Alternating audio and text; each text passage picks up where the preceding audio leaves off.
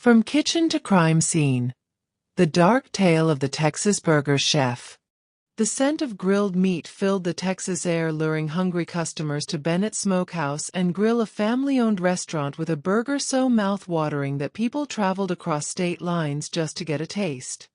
But behind the sizzling griddles and secret spice blends was something far more disturbing. Customers believed they were eating the best beef in Houston, but the truth, they had no idea what they were actually eating. No one knew the dark truth until one person got too close.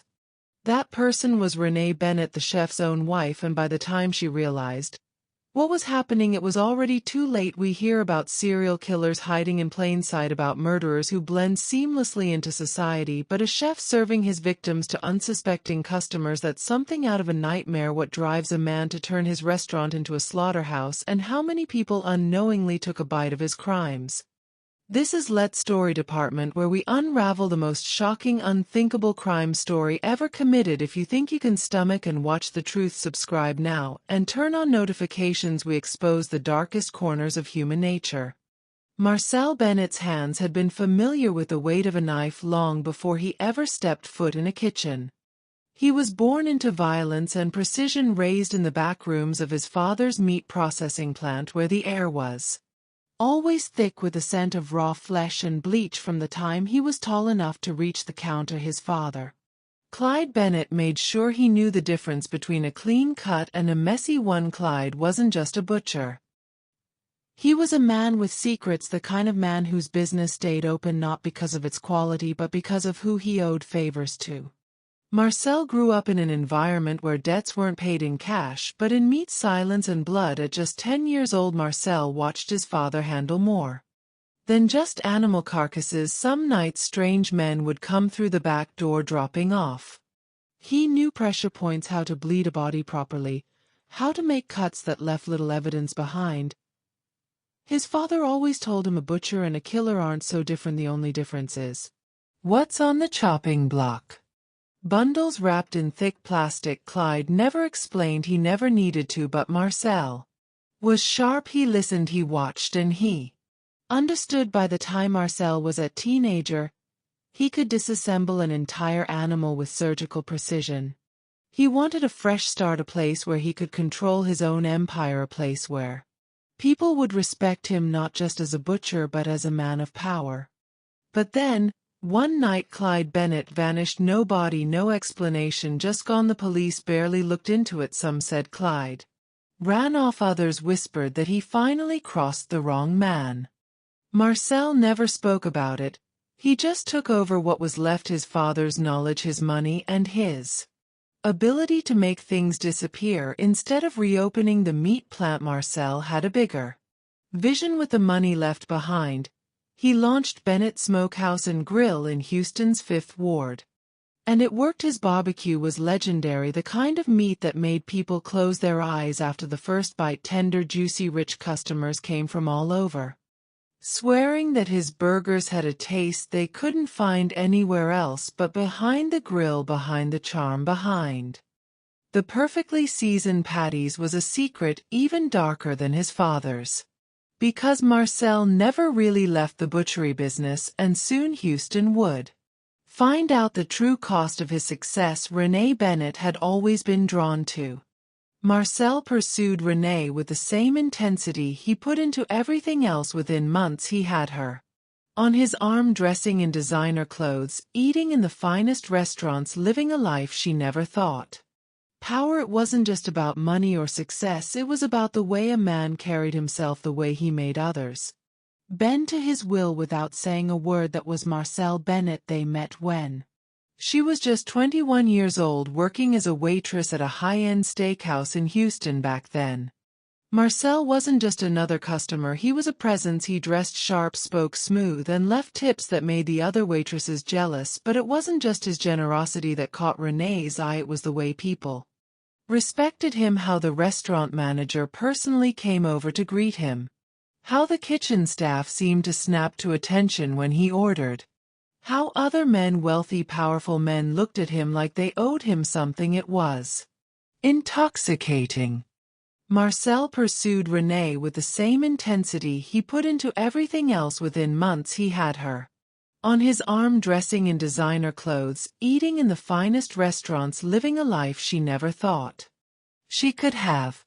By 23 she was his wife. At first it was perfect. Marcel made her feel like a queen. Their home was a beautiful custom-built house just outside the city, decorated with the finest furniture. She drove a luxury car. She had everything she ever wanted, or so she thought. As the years passed, Renee began to see the other side of Marcel. At first it was little things, rules that seemed harmless. She wasn't allowed to go into the restaurant's walk-in freezer. She wasn't allowed to ask about where the meat came from. If deliveries were late, there was never a shortage of product. Somehow, Marcel always had fresh meat, even when his suppliers swore they were backed up. At first she didn't question it. She knew better than to go into Marcel business. His empire was built on secrecy, efficiency, and absolute control. She had no problem playing the role of the perfect wife until her cousin Lisa went missing. Was her favorite cousin. They grew up together, sharing secrets, sneaking out to parties, protecting each other from the world. When Renee married Marcel, Lisa was the only one who saw the warning signs. "I don't trust him," Lisa had said one night, swirling her drink at the bar. "He's too calculated." Renee brushed it off. Lisa never liked men with too much power. Then one day Lisa vanished. No goodbye, no trace, no clues. Renee was devastated. But Marcel, he barely reacted. "It's Houston," he said, with a shrug. "People go missing every day." That was when the tune set in, because Renee remembered something. Lisa had come to visit her just days before she disappeared, and she had been asking questions about Marcel's restaurant. Questions about why his meat tasted so different. Questions about why certain employees seemed terrified of him. Renee couldn't shake the feeling that Lisa had gotten too close, and when she started digging for answers, she realized she was next. The night the truth unraveled, the air in the Bennett household was thick with tension. Marcel had been drinking more than usual, his heavy footsteps unsteady as he stumbled into their bedroom, the stench of whiskey clinging to his clothes. Renee watched as he collapsed onto the mattress, his breathing slow and deep, passed out cold. Her heart pounded against her ribs. This was her only chance. For years she had respected his rules, she had ignored the warnings, she had looked the other way when things didn't add up, but not anymore, not after Lisa. The forbidden door. Barefoot, Renee crept down the hallway, past the grand staircase, and out the back door where Marcel kept the keys to the restaurant. The night was quiet, too quiet. Marcel's employees were long gone, and the usually busy street outside Bennett's Smokehouse and Grill was eerily still. The only sound was the rhythmic buzzing of a faulty street lamp and the occasional scurrying of rats in the alley. She has hesitated at the entrance. This was the point of no return. If Marcel ever found out she had stepped foot inside that freezer, she wouldn't live to regret it, but she had to know. With trembling fingers, she slid the key into the lock and pushed the door open, stepping inside the walk-in freezer.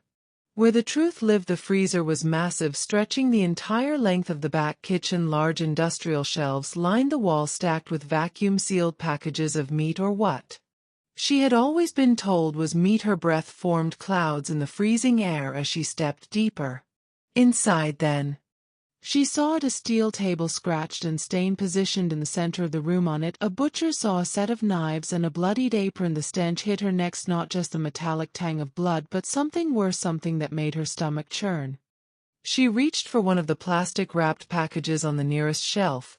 Her fingers trembled as she pulled it closer, squinting at the label written in black marker. She expected it to say beef or pork, but it didn't. Read left arm. Renee's stomach twisted. She snatched another package, thigh another. So her vision blurred as she stumbled back, hitting the steel table. A knife clattered to the floor, the sound echoing through the frozen chamber. Her entire world spun. This wasn't just a restaurant. Marcel had been serving human flesh. And then the final horror. On the far side of the room, beneath a blood-soaked tarp, something glimmered under the fluorescent light, a gold bracelet. She knew that bracelet. She had seen Lisa wearing it 100 times. With shaking hands, she reached for it, turning it over. Her worst fear was confirmed. Lisa had been here, and now she knew what had happened to her. Marcel had butchered her own cousin. Renee's breath came in shallow gasps she had to get out. She turned, moving as fast as she could without making noise, but just as she reached the door, her foot slipped. She looked down. A pool of blood. It was smeared across the tile leading from the steel table to the drain in the floor, thick, dark, fresh. She bit down on her first to keep from screaming, gripping the bracelet. She forced herself to keep moving, slipping out of the freezer and locking the door behind her. By the time she made it to her car, her entire body was shaking violently. She gripped the steering wheel, trying to catch her breath, but there was no time to process what she had just seen. By morning, she had made her decision. She was going to the police. Marcel had spent years perfecting the art of deception. He knew how to read people, how to detect a lie, how to sense when someone was hiding something. It was a skill that had kept him alive, and when he looked at Renee that night, he knew she had discovered his secret. But Marcel wasn't impulsive. He didn't explode in anger or demand answers. Instead, he watched, he waited. He let her think she had fooled him. When she returned home that night, she pretended nothing had changed. She kissed him on the cheek, mumbled something about being tired, and went straight to bed. But Marcel noticed her hands were shaking. He noticed her eyes wouldn't meet his, and most importantly, he noticed she didn't eat not a single bite. That was all the proof he needed. She knew the next morning Renee woke up before the sun rose. She lay in bed staring at the ceiling, her mind racing. She had two options: go straight to the police, risk him catching on, risk ask him getting to her first, or confront him, try to reason with him, try to make him stop. She chose wrong. As Marcel sat at the kitchen table drinking his morning coffee, Renee stood across from him, gripping the counter so tightly her knuckles turned white. Her heart was pounding, but she forced herself to stay calm. "Marcel," she said, her voice barely above a whisper, "I know what you've been doing." He didn't move. She took a shaky breath. "I saw the freezer, I saw the packages, I saw Lisa's bracelet, still nothing." Marcel just sat there stirring his coffee like she hadn't just shattered their entire world. "I don't know how long you've been doing this," she continued, gathering her courage, "but it has to stop. I won't keep your secret. I can't." She braced herself for an explosion of rage, but instead Marcel smiled, and in the coldest, calmest voice, he asked, "And what exactly do you plan to do with that information, baby?" A chill ran down Renee's spine. That wasn't the response of a man who was afraid of getting caught. That was the response of a man who had already made up his mind. Her instinct screamed at her to run. She turned. Too late. Marcel lunged. Renee barely had time to react before his hands were around her throat, shoving her against the wall. Her head slammed into the plaster, sending pain exploding through her skull. She gasped, kicking, clawing at his arms, but Marcel was stronger, much stronger. Her vision blurred as his grip tightened. She tried to scream, but no sound came out. Black spots danced in her eyes. She could hear his breath, slow, steady, controlled. This wasn't rage, this wasn't impulse, this was planned. He was waiting, watching, enjoying the moment. She realized she wouldn't make it out of that house alive. Just as she thought she might pass out, Marcel suddenly let go. Renee collapsed to the floor, choking, gasping for air, but before she could move, before she could crawl, scream, or fight, the knife was already in his hand. She barely saw it coming, a flash of steel, a sharp, searing pain, then warmth, a deep, pulsing warmth spreading across her stomach.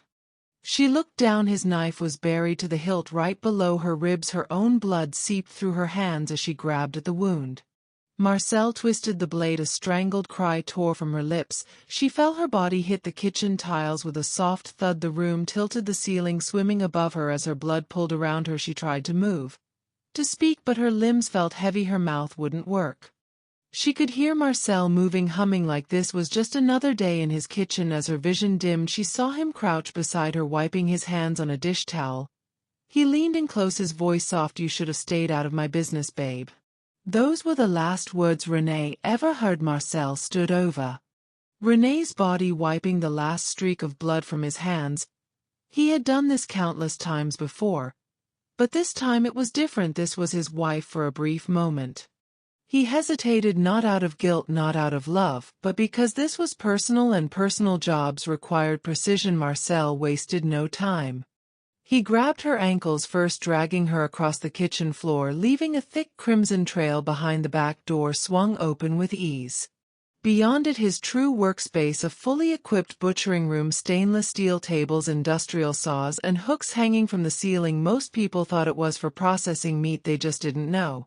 Marcel heaved Renee onto the table.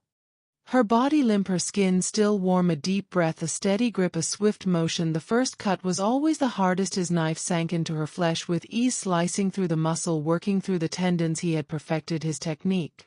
Over the years, no wasted motion, no unnecessary force, just skills.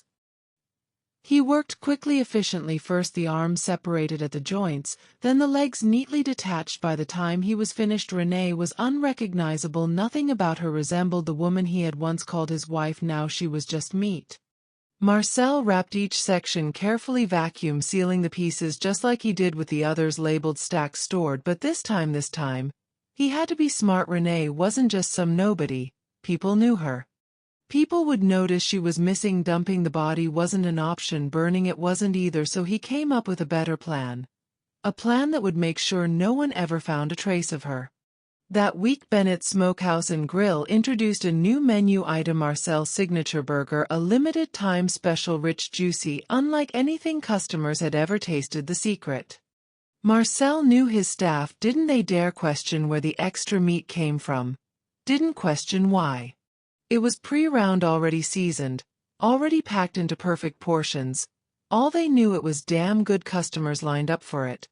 Some even came back twice in the same day. This is the best thing I've ever eaten. What kind of meat is this? It's so tender, you need to keep this on the menu. Marcel just smiled, nodding along, watching as they took bite after bite after bite. They had no idea. They had no idea that they were devouring his wife. No loose ends with every burger that left his kitchen, with every customer that licked their fingers and raved about the flavor. Renee disappeared piece by piece, bite by bite, until there was nothing left of her at all. For weeks, no one questioned Renee's disappearance. Marcel Bennett had an answer for everything. Renee packed her bags and left. She couldn't handle the stress of the restaurant anymore. It wasn't unusual for relationships to fall apart in two. The outside world, Marcel was just a heartbroken husband trying to keep his business running. Besides, people weren't focused on Renee. They were too busy talking about the food. The restaurant had never been more successful. Customers lined up for the now famous special burger, praising its rich, buttery texture, the deep flavor that lingered with every bite. Food critics wrote glowing reviews, and local newspapers covered the sudden explosion of business at Bennett Smokehouse and Grill. Marcel took it all in stride. He smiled, shook hands, and kept grinding, seasoning, and serving, but he had gotten comfortable too.